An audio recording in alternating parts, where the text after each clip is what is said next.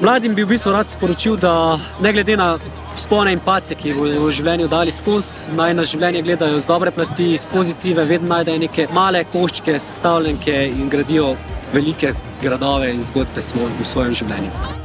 Kar se tiče tega, kar je meni najbolj izstopalo na današnji delavnici, je zagotovo bil pogovor med Rokom in Luko.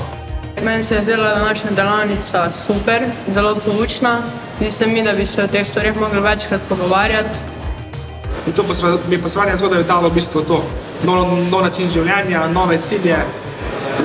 Dobil sem se starega straha in nekih starih stisk, travm. Moja zgodba mi da veliko in da to lahko jo delim z drugimi. Jaz bi rada sporočila vsem svojim vrstnikom, vsem mladim, da v bistvu naj nekako, če niso srečni, naj najdejo faktor, ki jih ne osrečuje, pa da naj se nekako z njim soočijo. Če niso tega zmožni, naj si najdejo nekoga, s katerim pač lahko gredo čez to.